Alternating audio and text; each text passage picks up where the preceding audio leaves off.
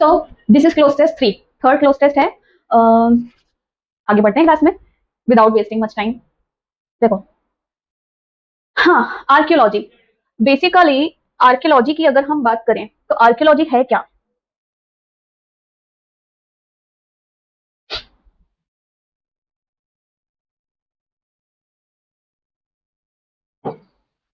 Archaeology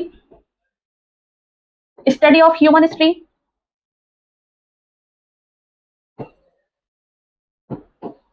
culture भी ले सकते हैं ना, ये आर्कियोलॉजी कहलाती है। तो आज का जो हमारा क्लोज टेस्ट है वो किस बारे में है? आर्कियोलॉजी के बारे में। चलो बात देख लेते हैं क्या कहता है। The word archaeology comes from the Greek word. देखो, आर्कियोलॉजी वर्ड को डिफाइन करते हुए कह रहा है कि जो ये आर्कियोलॉजी शब्द है वो ग्रीक के आर्कियोस से आया है ना, विच मीन्स एंशियंट। अब इस आर्कियोस का मतलब क्या है? एंशियंट। एंशियंट आप जानते हो, प्राचीन, ठीक है।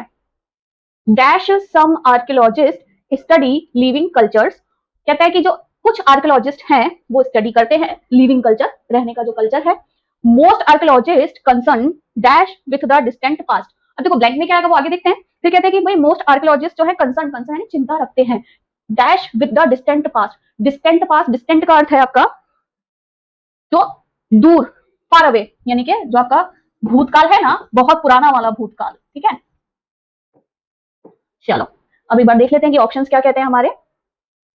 देखो, even some archaeologists study living culture, although some archaeologists study living culture, yet some archaeologists study living cultures, या still some archaeologists study living culture। देखो still का मतलब तो जाहिर सी बात है आपने काफी बार पढ़ा होगा। still का मतलब होता है कि भाई फिर भी, हिंदी में अगर मैं बोलूं तो फिर भी। और वैसे अगर डिस्क्राइब करें इस फिर भी को, यानी कि कोई पास से लेकर के प्रेजेंट तक की सिचुएशन में अपन बात कर रहे हो कि भाई तब से लेकर अब तक ये हो गया, फिर भी अभी तक कोई इंप्रूवमेंट नहीं है वाला सेंस, ठीक है। अब आते हैं नेक्स्ट।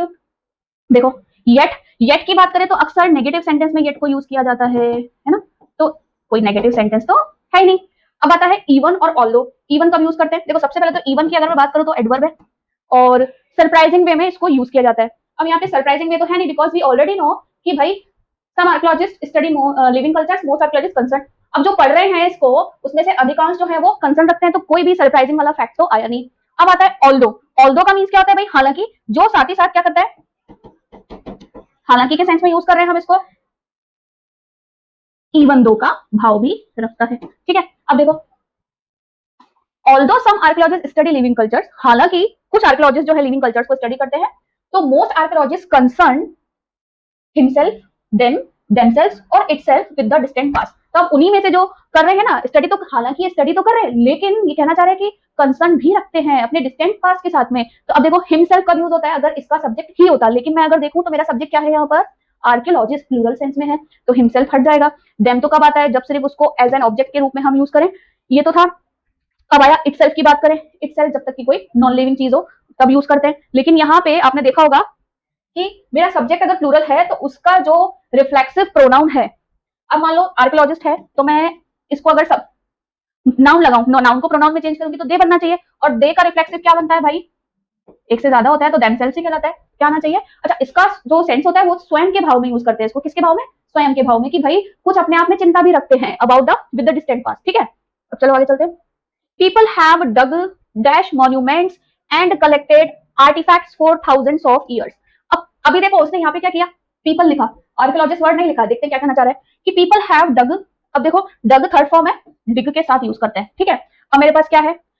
डग अप, डग अहेड, डग ओवर और डग इन।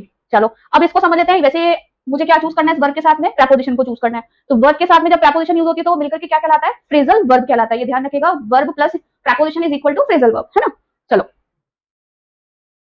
अब आते हैं यहाँ पे एक बार, एक जगह पे उसने क्या लिख रखा था? डिग ओवर। मैं डिग के साथ बताती हूँ, डिग ओवर, डिग अप, डिग अहेड और डिग इन। तो देखो डिग अहेड तो कुछ होता ही नहीं है, डिग इन जरूर होता है। तो डिग इन का अगर हम अर्थ रखें तो क्या रखता है?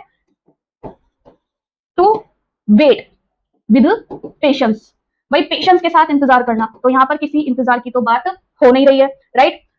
और वहीं अगर हम डिग ओवर की बात करें, बेसिकली डिग का मतलब क्या होता है? डिग का मतलब होता है खोदना। और हम डिग कब करते हैं? एग्रीकल्चर में बात करें तो डिग करते हैं अपनी फसल को उगाने के लिए, है ना।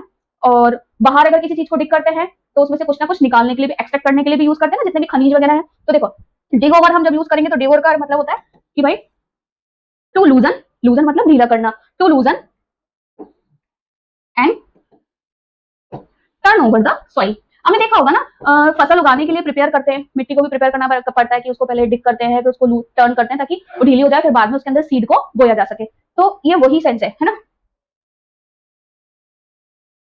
पूरा नहीं लिखती मैं, dig over to turn the soil, to loosen and turn over the soil लिख देती हूँ। टू प्रिपेयर करने के लिए। चलो अब मेरे पास अब क्या बचा, डिग अहेड नहीं होता है, मैंने आपको बता दिया, डिग इन बता दिया। अब आता है डिग अप करना। डिग अप यानी किसी चीज को खोद करके कुछ निकालना। आपने सुना होगा, काफी बार न्यूज चैनल पे भी आता है कि भाई आर्कियोलॉजिस्ट ने रिसर्च की तो उनको मिट्टी में वहां की जमीन में कुछ मिला या कहीं कुछ मिला, तो वो खोद करके ही तो वहां के ट्रेजर्स को या वहां के चीजों को निकाल रहे हैं, फिर उसको ये भी प्रूव किया जा रहा है कि भाई ये स्पेशल है, यूनिक है। इस तरीके से यहाँ पर डिग इन यूज करेंगे, ठीक है। डिग अप है ना, dig in sorry dig up. To remove या एक्सट्रैक्ट भी बोल सकते हैं, एक्सट्रैक्ट करने का मतलब भी निकालना ही होता है। Extract something from the ground, है ना, बाय डिगिंग।